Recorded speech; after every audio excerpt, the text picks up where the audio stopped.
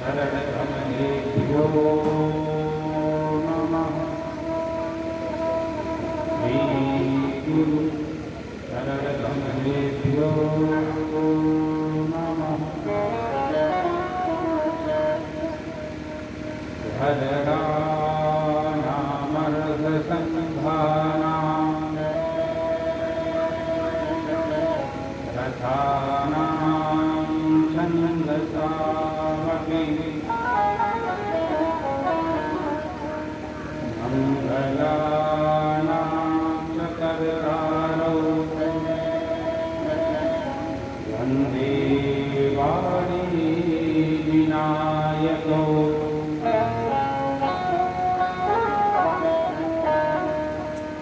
भवानी शङ्करो वन्दे श्रद्धा विश्वासिरूपिणौ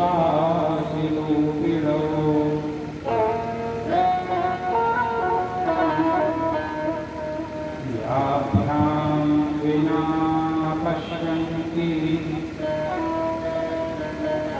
श्रद्धा त्वां कृतमीश्वरम्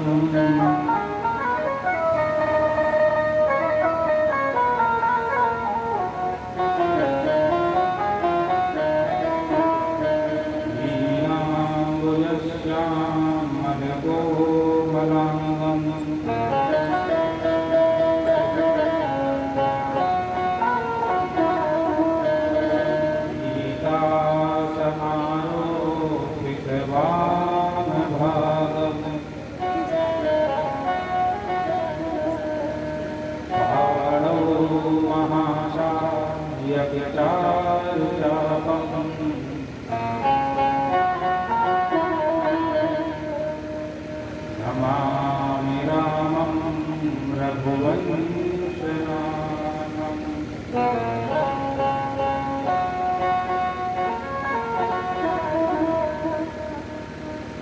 मनोजवं मारुततुल्यवेगम्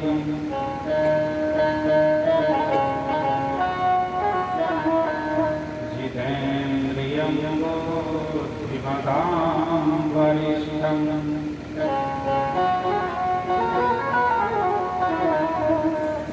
आदात्मजं वानरयूथमुख्यम्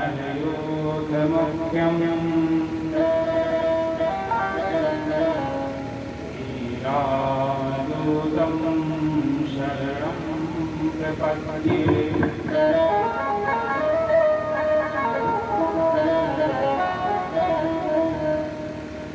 परात्पर परब्रह्म अखिल कोटि ब्रह्मांड के नायक दशरथ नंदन भगवान श्री रामचंद्र के चरणों में हम सब कोटि कोटि प्रणाम निवेदित करते हैं। कथा श्रवण करने के लिए पधारे हुए भक्तों एवं श्रद्धामयी माताओं, सिया राम मैं सब जग जानी करहु प्रणाम जोड़ जुग पानी। 2 मिनट के लिए बड़े भाव से भगवान की स्तुति करते हैं। फिर प्रभु की जैसी इच्छा कथा मंडाग्नि में हम लोग स्नान करेंगे। बड़े भाव से आप सभी साथ मिलके जाएं। मंगल मूर्ति मारुति नंदन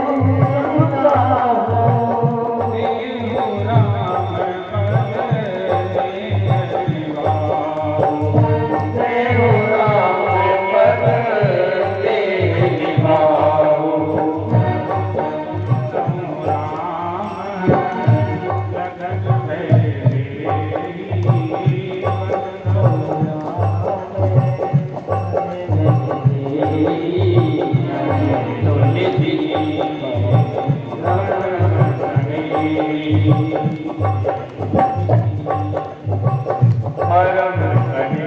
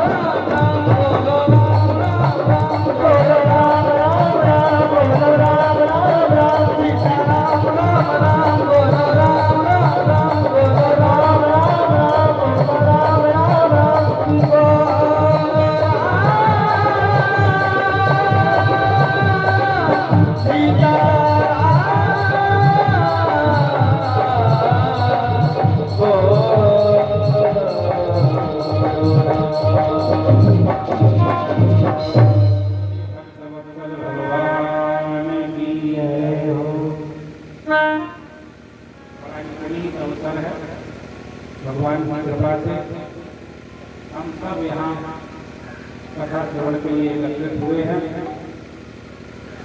कल के प्रसंग में हम लोगों ने कथा सुनी कि शिव चरित्र को सुनने के बाद ये पता चल सकता है कि व्यक्ति रामचरित्र सुनने का अधिकारी है या नहीं। प्रथमई में कही शिव चरित्र बूझा मरम तुम्हारी।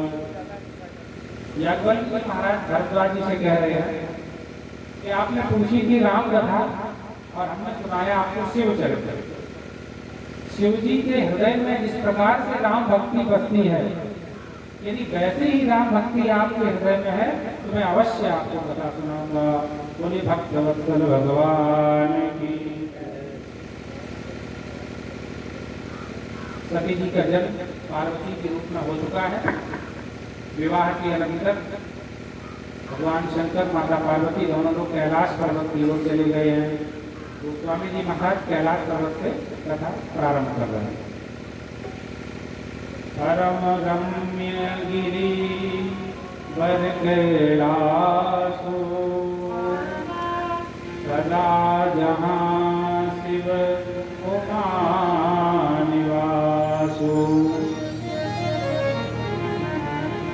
बड़ा ही सुंदर महाराज कैलाश पर्वत है। यहाँ भगवान भोले बाबा जगत जननी मैया के साथ निवास करते हैं। और क्या हो रहा है, मेरे पास में ही एक सुंदर बिटप है। बिटप एक वृक्ष है बरगद का। कैसा बिटप है? बोले भगवान शिव जो कैलाश पर्वत पे होते हैं जो उसी बिटप के नीचे विश्राम करते हैं। शिव विश्राम बिटप श्रुति गाया। श्रुतियां भी ऐसा कहती हैं कि उसी बिटप के नीचे भोले बाबा विश्राम करते हैं। उसी के नीचे भोले बाबा बैठे हैं। तो महाराज कैसे लग रहे हैं? बोले एकदम लग रहा है जैसे शांत रस मूर्तिमंत होके बैठा। लोगों ने कहा कि भगवान शंकर को सृष्टि के संहार के देवता, सृष्टि के प्रलय के लिए भोले बाबा उत्तरदायी हैं। बोले फिर शांत रस कैसे? एक आपको लौकिक उदाहरण देते हैं। महाभारत का नाम सभी ने सुना है। वो युद्ध की घटनाओं से भरा हुआ है।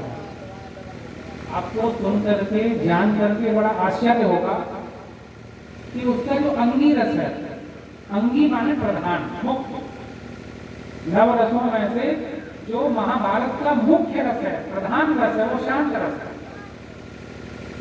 लोगों ने व्यास जी महाराज से प्रश्न पूछ लिया, ये बताओ आपके इस ग्रंथ में इतने ज्यादा युद्ध है, इतनी ज्यादा मारकाट है, महाभारत जैसा युद्ध हो गया और आप कह रहे हैं कि आपकी रचना शांत रस से परिपूर्ण है। व्यास जी महाराज उत्तर देते हैं, क्या रचना में कौन सा रस प्रधान होगा इसको तय करने के लिए किसके पास जाओ? जो उस नाटक का अभिनेता है, मुख्य हीरो है, मुख्य अभिनेता है। तो महाभारत के मुख्य अभिनेता कौन है? अर्जुन नहीं है, स्वयं भगवान श्री कृष्ण है। तो बोले देख लो श्री कृष्ण महाराज को बंसी के अलावा कुछ उठाया ही नहीं है। और ऐसा जिसका नेता हो, ऐसा जिस ग्रंथ में अभिनेता हो, मुख्य पात्र हो, तो ऐसे ग्रंथ में तो शांत रसी है। ऐसे ही हमारे भोले बाबा हैं। त्रिशूल लेके नहीं चलते, त्रिशूल सामने ऐसे गाड़ देते हैं और वहीं समाधि लगा लेते हैं। गोस्वामी जी लिख रहे हैं, बैठे सोह काम विभु जैसे हरे शरीर शांत रस जैसे। मानो साक्षात शांत रस में मानव का शरीर धारण कर लिया हो, मूर्तिमंत होकर के बैठे और उन्हीं के पास पहुंच गई पार्वती मैया। याद है सब ये पिछले जन्म में कौन सी गलती हुई थी? भगवान से कह रहे कितना सुंदर वातावरण है। कथा सकल लोक हितकारी। महाराज ऐसी कथा तो समस्त लोगों का हित करने वाली है। तो सोई पूछत चाह शैल कुमारी। पार्वती मैया कौन सी कथा कुछ नहीं है, बोले पूरे जगत का कल्याण करने वाली है। कथा जो सकल लोक हितकारी। तो किसी के पास कुछ लेने के लिए जाते हो, कथा सुनने के लिए जाओगे तो कुछ अनुनय विनय करनी पड़ेगी ना। तो पार्वती मैया भोले बाबा से विनय कर रहे हैं। क्या कहती हैं? विश्वनाथ मम नाथ पुरारी। हे बाबा आप विश्वनाथ हैं, संपूर्ण संसार के स्वामी हैं। किसी ने कहा हमारा संसार के स्वामी है, इतने से भोले बाबा ना माने तो? बोले मम नाथ, आप पूरे विश्व के नाथ हैं और उसके बाद में मेरे भी नाथ हैं, विश्वनाथ मम नाथ पुरारी। और बोले कैसे हैं? त्रिभुवन महिमा विदित तुम्हारी, तीनों लोकों में आपकी महिमा व्याप्त है। कितने सुंदर विशेषण का प्रयोग किया। प्रभु आप संपूर्ण चराचर जगत के स्वामी हैं, मेरे भी नाथ हैं, तीनों लोगों के आप आराध्य देव हैं। लेकिन पार्वती भैया सोच रही हैं कि इतने से न माने तो आगे क्या कहती हैं? प्रभु समर्थ सर्वज्ञ तुम। महाराज आप समर्थ हैं। आप क्या हैं? समर्थ। भोले बाबा कहते हैं कथा नहीं आती है तो माता जी क्या नहीं है? सर्वज्ञ तुम। महाराज आपको सब कुछ आता है, आप सर्वज्ञ हैं। आपको भोले बाबा ने कहा कथा तो सुनानी ही पड़ेगी, क्योंकि हमारे लिए कहा गया कि आप सर्वज्ञ हैं, सब कुछ जानते हैं। तो भोले बाबा ने कहा इतने से काम नहीं चलेगा। एक व्यक्ति सब कुछ जानता है, लेकिन अगर उसमें विविध कलाएं नहीं है तो कैसे कथा कहेगा? आप लोग यहाँ बैठे हैं, इसमें कहीं ना कहीं वक्ता की चातुरी होती है। श्रीमद् भागवत में सप्ताह दिन की कथा हो गई, सप्ताह पारायण हो गया। सुखदेव जी महाराज ने परीक्षित जी से पूछा, अगर 7 दिन में तुमने क्या सुना? बोले महाराज बहुत अच्छी कथा सुनी।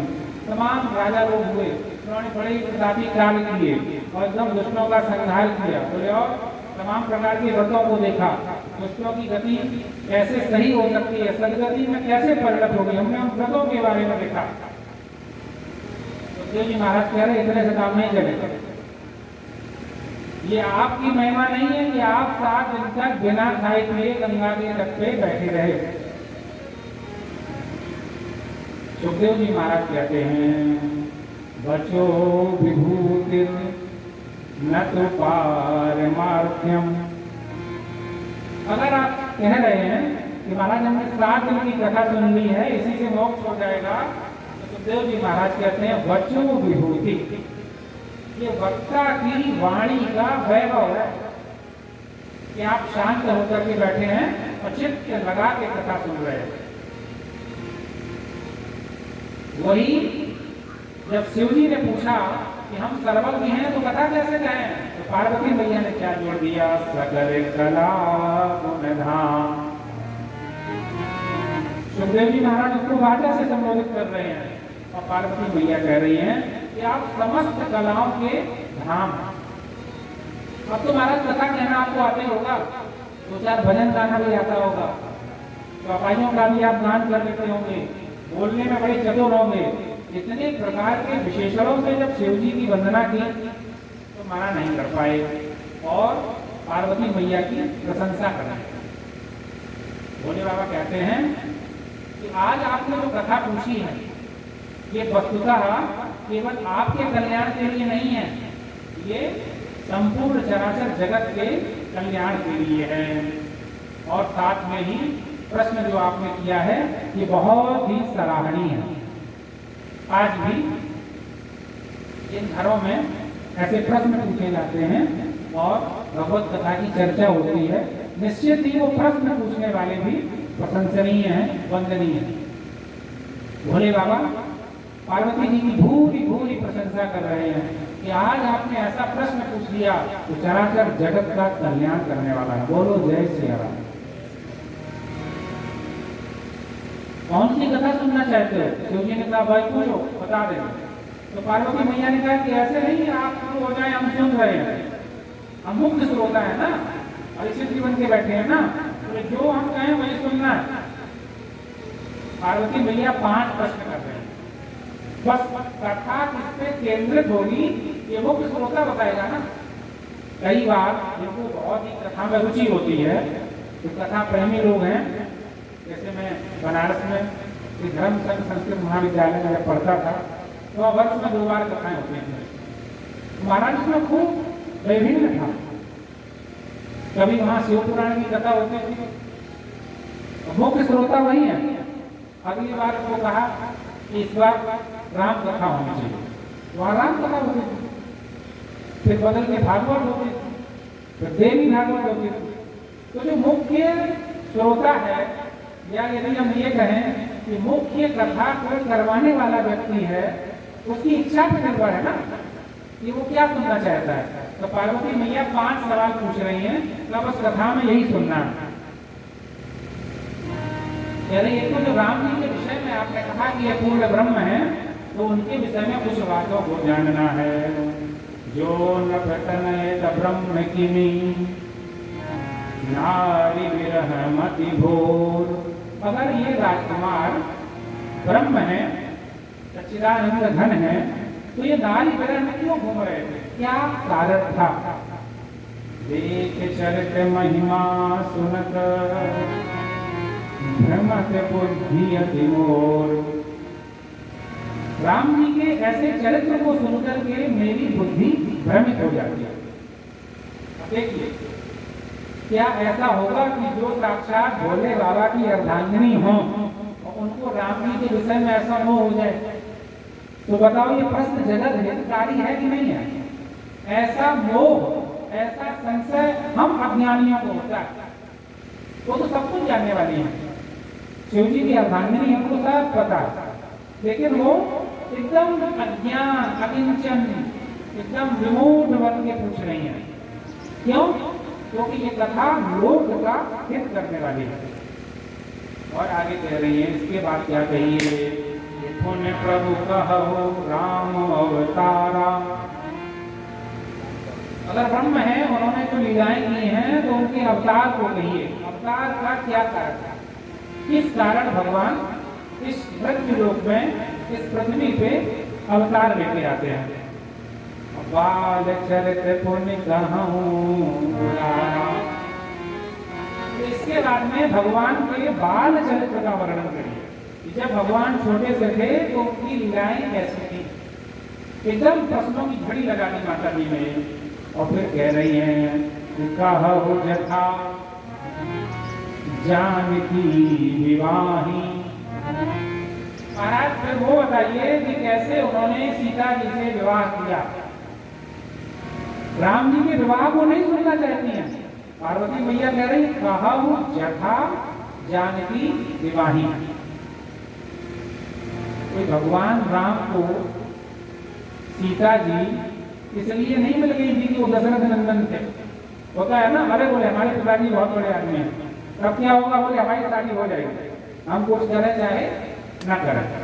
कई लड़कों को ऐसा झूठा अभिमान हो जाता है। हमने देखा है कि एक भाई की नौकरी लग जाए, सपोज करिए कि बड़े भाई की नौकरी लग गई, तो जो छोटा भाई है जिसका विवाह अभी नहीं हुआ है, उसकी शादी वाले में बहुत आते हैं। तो संतजन कहते हैं कि भैया ये शादी जो हो रही है, ये छोटे वाली भाई की नहीं हो रही है, वो तो घर में पड़ा हुआ है, बढ़िया गाय भैंस रखा है, वो खेती किसानी का काम कर रहा है। बोले फिर ये इतने शादी वाले क्यों घूम रहे हैं? बोले ये बड़े भाई की नौकरी की दूसरी शादी है, एक नौकरी करेगा बाहर, एक घर संभाल लेगा। तो राम जी का जो विवाह हुआ है, सीता मैया ने माला इसलिए नहीं पहना दी है अवधेश कुमार है, ये देखने में बहुत सुंदर है, ये बहुत पढ़े लिखे हैं। कहु जथा जानकी विवाही। कौन सा ऐसा पुरुषार्थ किया, कौन सा ऐसा पराक्रम किया, जिससे अभिभूत होकर के जनक नंदिनी ने राम जी को अपने पति के रूप में वर्ण कर लिया। और रामचंद्र भगवान की हो। और इसके बाद में कह रही हैं कि राज तजा सो दूषण काही। हमारा सीता जी से विवाह को बताइए, उसके बाद बताइए क्या हो गया था, कौन सा दोष था, कौन सी समस्या आ गई थी कि उन्होंने राज त्याग किया। राज तजा सो दूषण काही। देखो, सुन्नी राम कथा है, लेकिन मां पार्वती एकदम स्पष्ट कर रही है, मुझे किन किन बिंदुओं पे विशेष प्रकाश की आवश्यकता है। और आप में बहुत लोग जाते हैं, लेकिन परिचय कुछ ही लोगों का करवाया जाता है। समझौरो कहते हैं, भैया ये लड़के के पिताजी हैं, और उसके तुरंत बाद में लड़के के बाबा परबाबा हैं, उनको बुलाइए, और फिर मान्य पक्ष में आ जाइए, बोले ये फूफा लोग हैं, तो मामा सबसे पीछे खड़े होंगे, जब हमें बुलाओगे तब हम आएंगे। और कहीं अगर थोड़ा सा ऊंच नीच हो जाए, महाराज हल्का सा क्रम भंग हो जाए, मामा कहते हैं अपने भांजे की जिंदगी भर की पैर छूते रहे। अच्छा, ये पैर छूने की परंपरा सरयू के इधर ही है। सरयू पार कर गए, अयोध्या के उस पार चले गए, तो मामा के पैर भांजे छूटा है। अपने यहाँ क्या है, मामा कहते हैं अपने भांजे को हमने इसलिए पाला पोसा था कि इसके विवाह में मेरा सम्मान होगा। अब तुम कैसे भूल गए? तमाम फूफा लोग हैं, सब लोग हैं, जीजा लोग हैं, भैया मामा को पहले बोला। सब क्रम से आते हैं कि नहीं? तो वही यहाँ पे बता रहे हैं कि ऐसा कौन सा दोष हो गया था, राज प्रजा से दूसर का ही एकदम मुख्य टॉपिक। जैसे बारात में पकड़ लिया जाता, बोले इनको पहले बुलाओ, फिर बाद में सब आते रहेंगे। ऐसे रामचरित्र में हमें इन चीजों को बताओ। भगवान अवतार क्यों लेते हैं? भगवान ने अवतार ले लिया तो बाल लिया किस प्रकार की, मुझे वो बताइए। और कहु यथा जानकी विवाही, कैसे पुरुषार्थ करके उन्होंने सीता मैया से विवाह किया, मुझे वो कथा सुनाइए। और उसके बाद में राज प्रजा से दूषण का क्या समस्या आ गई थी कि महाराज राज्य का परित्याग करके वनवास ले लिया। और आगे कह रहे हैं कि वनवसी ने चरित्र अपारा, वन में रह करके उन्होंने जो अपार चरित्र किए हैं, जिनका हम लोग पार नहीं पा सकते। वनवास की लीला में हम सब देखेंगे कि कैसे भगवान के द्वारा किए गए चरित्र अपार, जिनको हम लोग पार नहीं पा सकते हैं। और अंत में कह रही है कि कहो नाथ जिम रावण मारा,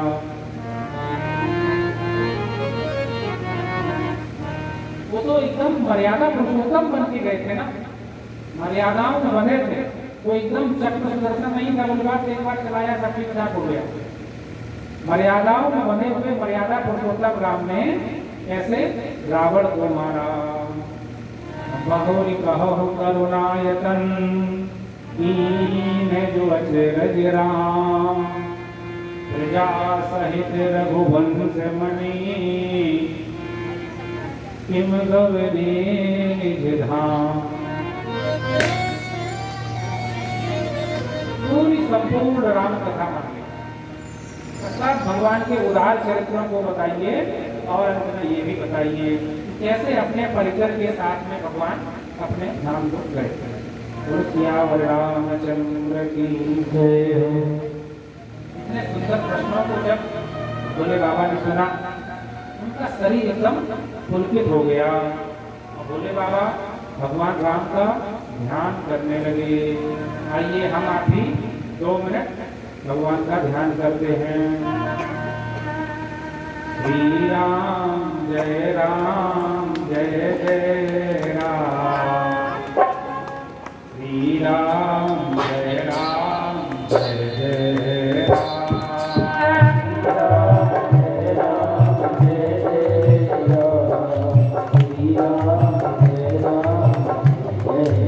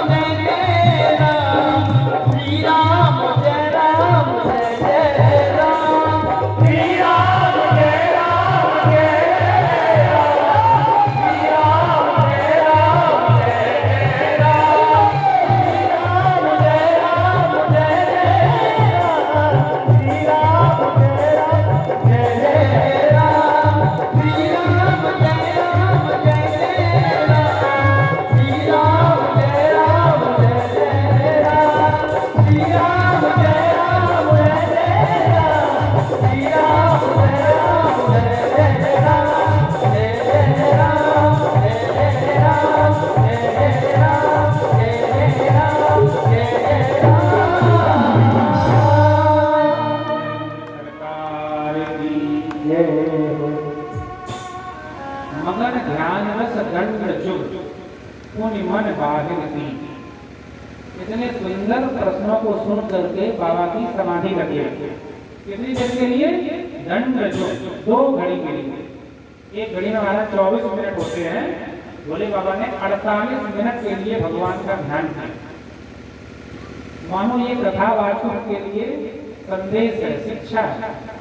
कथा कहने से पहले 2 घड़ी के लिए भगवान का ध्यान करें। अपनी मन बाहिर की। बोले इससे ज्यादा कौन करे? बोले अगर आप समाधि लगा रहे तो कथा कौन कहेगा? तो 2 घड़ी के लिए भगवान का ध्यान करें और फिर कथा में आए। ओ शिव रघुपति कथा प्रसंगा। आपने जो भगवान राम जी का चरित्र पूछा है, कैसा है? सकल लोक जग पावनी गंगा। संपूर्ण लोगों को पवित्र करने के लिए गंगा है। और वैसे भी आज तो स्वच्छ भारत अभियान चल रहा है, निर्मल गंगा अभियान चल रहा है, नमामि गंगे मिशन चल रहा है। अब महाराज आप जाइए बनारस में, और जैसे ही काशी में नहाने के लिए आप गंगा जी के तट पे पहुंचे, आपने कहा नहाने के बाद लाओ तो अभिया पानी में भिगा लेना। एकदम तुरंत 2-4 लोग दौड़ के आएंगे, वहीं आपका हाथ पकड़ लिया जाएगा। बोलिए कपड़े जो धुलने हैं ना, घर के पानी में धुलना, गंगा जी का पानी, गंगा जी का जल वस्त्र धुलने के लिए नहीं है। हमें याद है जब हम प्रारंभ में गए थे तो सावन लगा के सब लोग नहाते थे। यही मेरे देखते हुए अभी मेरी अवस्था इतनी ज्यादा नहीं है, मैं आप लोगों से वयोवृद्ध नहीं हूँ। अभी जब हम गए थे तो हमें याद है हम लोग छोटा सा साबुन शैम्पू लेके खूब नहाते थे वहीं बैठ के। और वहीं गंगा जी में जो पंडा है वो छोटा सा पाउच में रख के तेल भी देते हैं, सरसों का तेल, सब देसी पन्नी में से बांध के रबड़ लगाते हैं। और पहलवान लोग घाट के ऊपर अखाड़ा होते हैं, वो पहलवानी करते हैं और फिर गंगा स्नान के पहले खूब तेल लगाते हैं। सरसों के तेल से खूब मालिश किए और महाराज फिर गंगा स्नान। यही 21 वर्षों में, आज के 20 साल पहले मैं किसी धर्म कार्य को सीखने के लिए घर से गया था। और जब 20 वर्ष पूरी हो गई, 21वां वर्ष मेरा जुलाई में प्रारंभ हो गया। उसके बाद में हम आपके सामने राम कथा के रूप में प्रस्तुत हुए। तो हमारे देखते देखते इतना परिवर्तन हो गया कि अब आप वहाँ साबुन नहीं लगा सकते हैं, उसी गंगा के तट पे बैठ के कपड़े नहीं धुल सकते हैं। तो क्या करें? बोले राम कथा सुनिए ना। सकल लोग जग पावनी गंगा। समस्त लोगों को पावन करने वाली गंगा है। इसके 2 फायदा होंगे। एक तो आपको अपनी दूर जाना नहीं है, गंगा स्वयं चल के आ गया, और दूसरा बोले वो वाली गंगा बची रहेगी। सबके जीवन की अभिलाषा है ना कि जब ये जीवन छूट जाए तो हमें एक बार गंगा से जरूर मिलवाया जाए। भले ही जीवित न सही, भले ही जीवित न सही, अस्थि विसर्जन के रूप में सही, तो उसका हमें संरक्षण करना। बोलिए गंगा मैया की। माता पार्वती जी की प्रशंसा कर रहे बोले बाबा, तुम रघुवीर चरण अनुरागी। है पार्वती मैया, तुम भगवान राम के चरणों की अनुरागी। लीनहु प्रश्न जगत हित लागी। इस जगत के हित के लिए मूढ़ बन करके, अज्ञानी बन करके आपने ऐसा प्रश्न किया है। भगवान भोले बाबा माता पार्वती मैया को बैठा करके कथा प्रारंभ कर रहे हैं। देखिए इतने बड़े सर्वज्ञ हैं जो 2 कथा वक्ता हैं। कैलाश पर्वत में कथा हो रही है, उसी बेटा के नीचे इसकी श्रुति भगवती प्रशंसा करती है। और श्रोता कितने हैं? एक, पार्वती मैया। तो बोले बाबा मंगलाचरण कर रहे हैं। आइए हम आपने मंगलाचरण करते हैं। वंदं बाल रूप सोई राम, सब सिद्धि सुलभ जपत जिस नाम।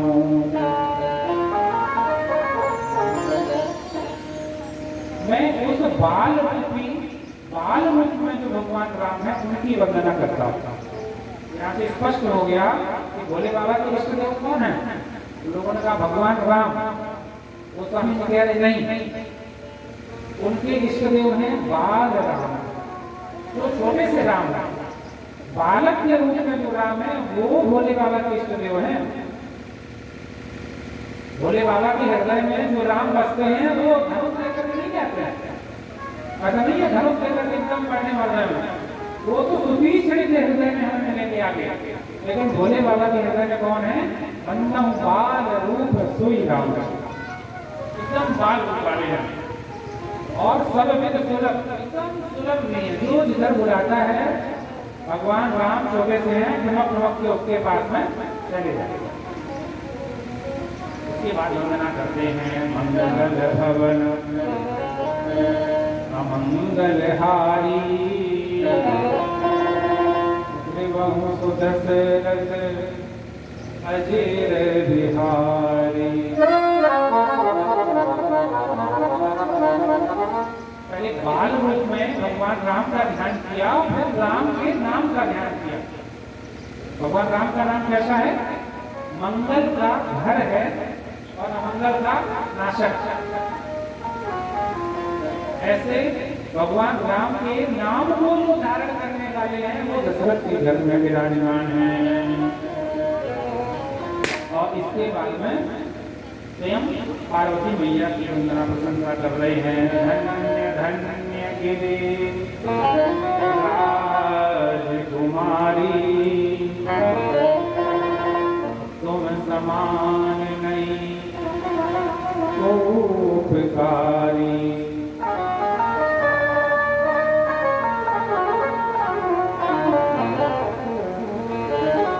उसी मंगलाचरण में पार्वती मैया की भी वंदना कर रहे हैं। हे गिरिराज कुमारी, आप धन्य हैं। और महाराज धन्य ही नहीं, आपके समान मेरे ऊपर उपकार करने वाला कोई नहीं है। ये कितना अच्छा संबंध। एक अध्यापक है, शिक्षक है, मास्टर साहब है, प्रोफेसर हो, कोई भी हो, तो उनके ऊपर सबसे ज्यादा उपकार कौन करेगा? बोले उनके छात्र करेगा। हम लोग काशी में पढ़े हैं, गुरु जी को यूनिवर्सिटी में पढ़ाने के बाद में शाम के समय घर पे पढ़ाते हैं। महाराज एकदम निःशुल्क, कोई पैसा नहीं। हम लोग इतने कम उम्र में गुरुदेव भगवान के आशीर्वाद से ही यहाँ बैठे हैं। बोले गुरुदेव भगवान की। एक छोटा सा प्रसंग है कल का, फिर कथा आगे बढ़ाते हैं। कल काशी हिंदू विश्वविद्यालय जहाँ से मैंने पीएचडी की है, वहीं से पढ़ाई की, तो वहाँ से एक गुरु जी का फोन आया।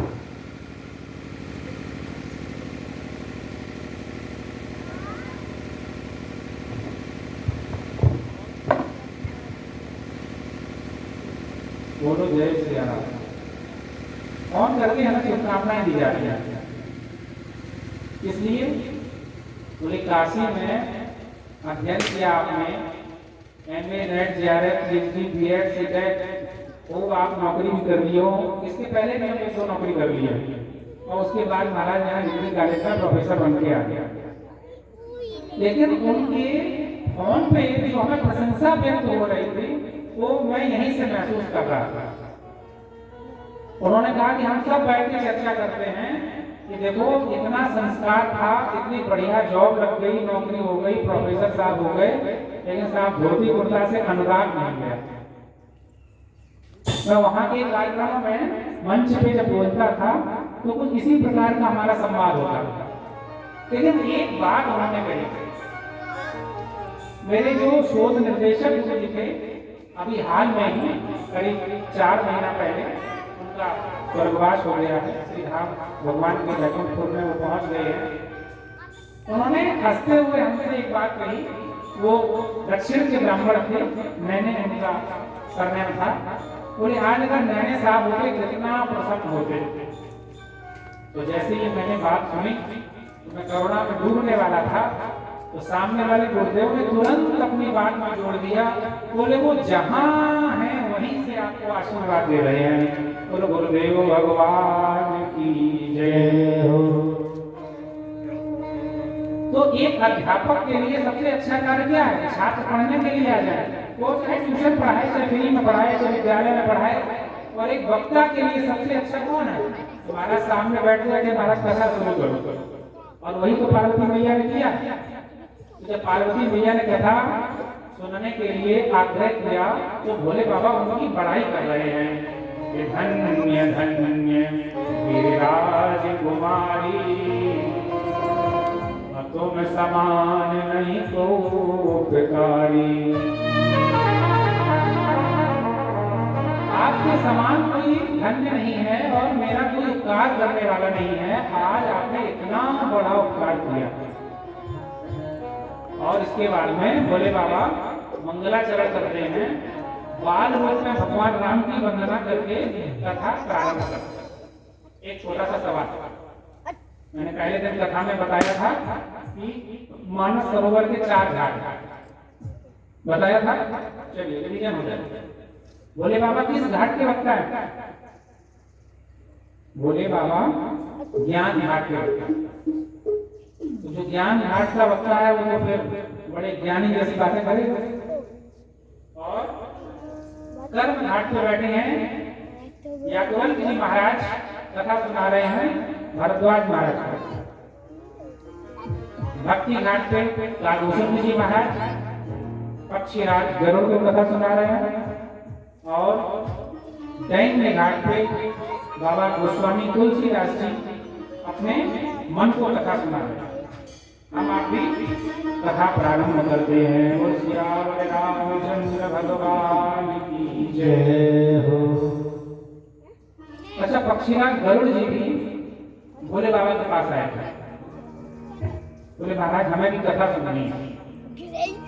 तो भोले बाबा ने पक्षीराज गरुड़ को कथा नहीं सुनाई। कथा ही नहीं सुनाई।